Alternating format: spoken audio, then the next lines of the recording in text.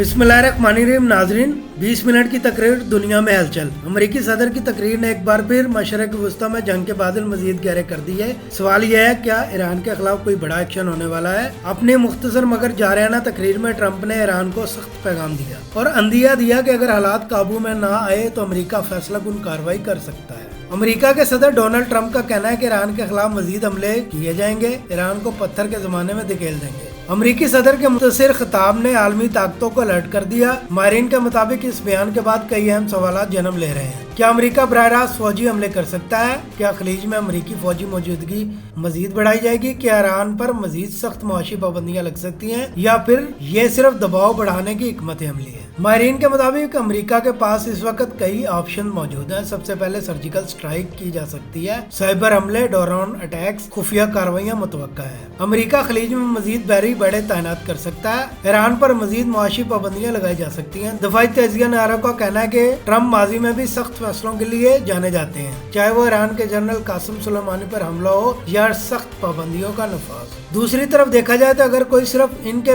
पिछले हफ्ते की ट्रूथ सोशल पोस्ट को कॉपी पेस्ट कर दे तो वो इस कौमी खिताब से बहुत मुख्तलिफ नहीं होंगे। सदर ने अमेरिकियों को इस जंग की इफादियत पर कायल करने की भी कोशिश की। इसकी वजह भी वाज़ेह है। राय आमा के जायजों से पता चलता है कि वोटरों की अक्सरियत इस फौजी कार्रवाई को नापसंद करती है जो उन्होंने 28 फरवरी को शुरू की थी। अमेरिका और ईरान के दरमियान कशीदगी कोई नई बात नहीं, लेकिन हालिया बयानात ने खत्ते में एक बार फिर खतरे की घंटी बजा दी। अमेरिका और ईरान के दरमियान किसी भी किस्म की बराह रास्त झड़प पूरे मशरिक़ वस्ता को अपनी लपेट में ले सकती है। अब दुनिया की नजरें वाशिंगटन और तेहरान पर है। फैसला कुन लम्हे करीब है।